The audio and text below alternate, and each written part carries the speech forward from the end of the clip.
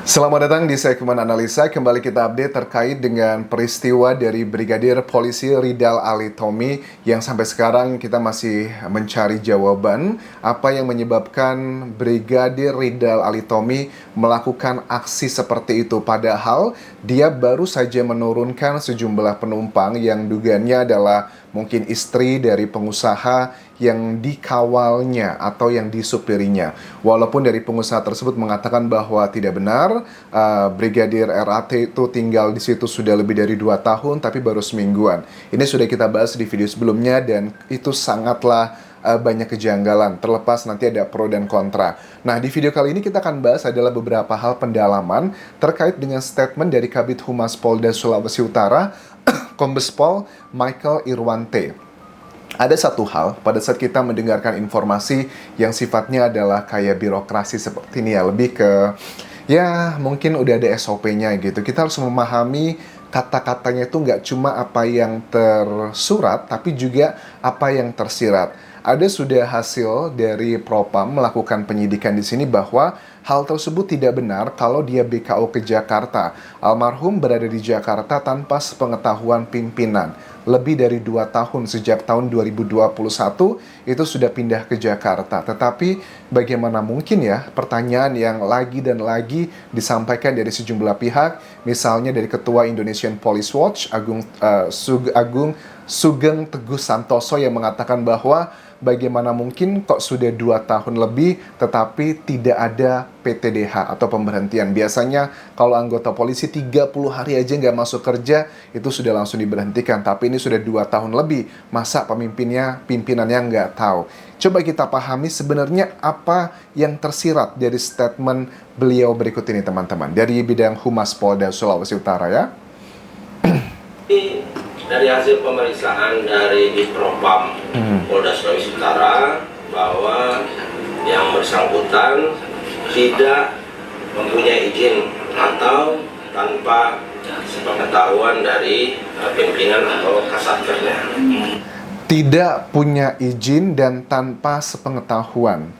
Apakah ini ada interpretasi bahwa adanya kayak pimpinan kan bukan cuma satu ya teman-teman ya. Pasti ada levelnya juga berjenjang, ada hierarkinya. Mungkin pimpinan yang ini setuju, pimpinan yang ini nggak setuju. Atau bahkan kalau aku lihat kan dari atasannya ini pun juga sudah berganti kan ya. Dari 3 tahun terakhir sudah ada pergantian tuh sebanyak 2 kali. Apakah dari pemimpin yang ini dan yang ini itu nggak match? Jadi daripada nanti berdebat ya sudahlah terserah. Kalau memang ngeyel kamu mau ke Jakarta misalnya gitu ya. Kamu ngeyel mau ke Jakarta menjadi ajudan dan juga supir untuk pengusaha tersebut ya silahkan aja. Tapi kalau terjadi apa-apa saya nggak mengambil resiko.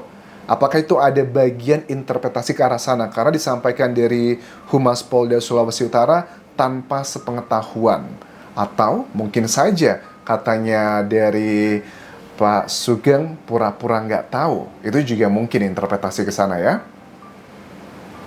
Dari Polres Tengah juga tidak ada izin berarti? Ya. Oke, siap. Sebenarnya Pak, dia di sana informasinya bekerja di mana Pak?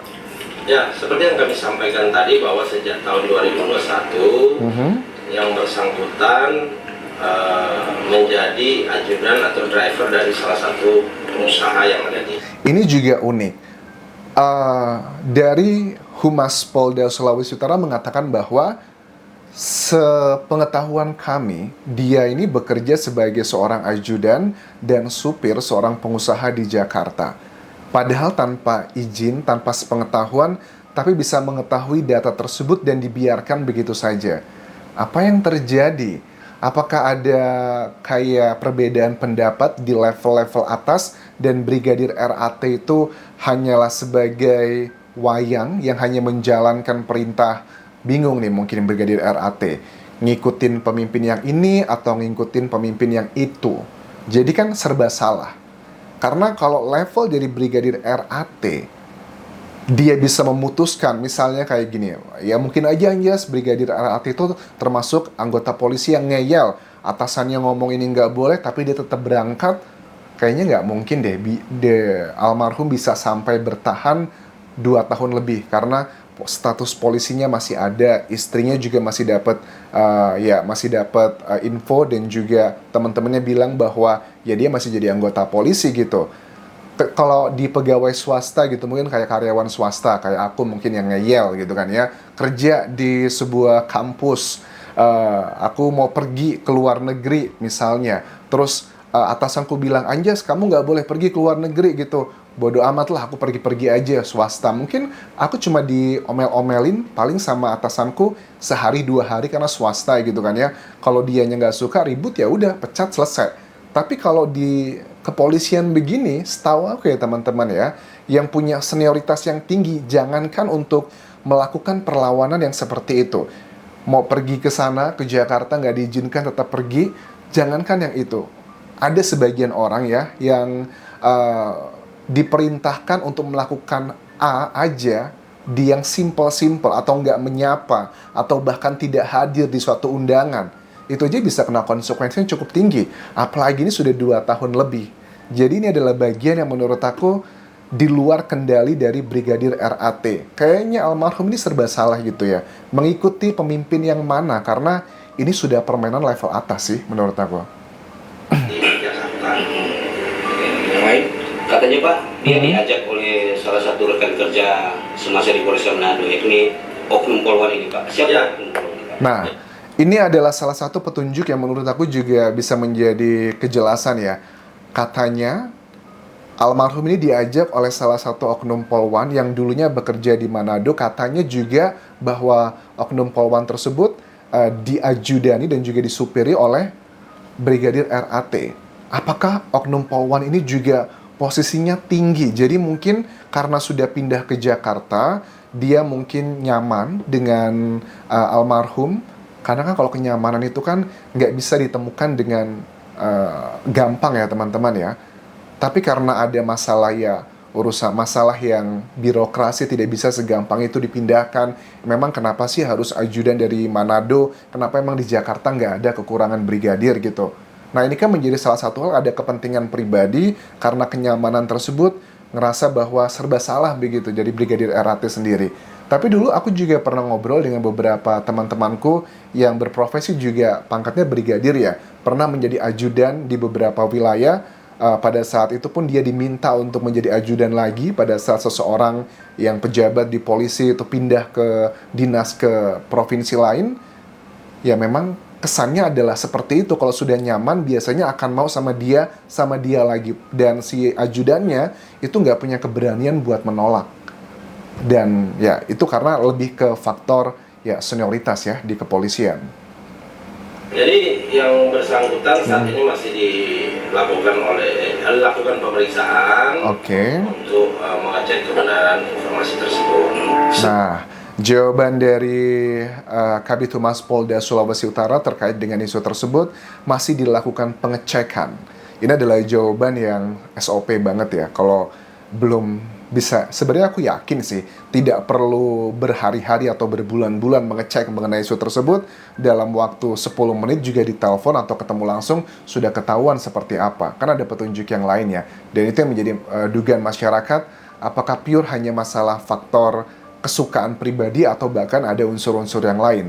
Karena juga sekarang dari media massa pun juga sudah mulai menyorot ya, atasan-atasan dari Brigadir RAT yang berada di Manado ataupun Sulawesi Utara tersebut, katanya pemasukannya atau hartanya yang di LHKPN itu luar biasa fantastis untuk ukuran seorang polisi. Tapi sekali lagi, bagi aku pribadi, untuk laporan yang sifatnya data-data seperti itu kita nggak bisa percaya 100%.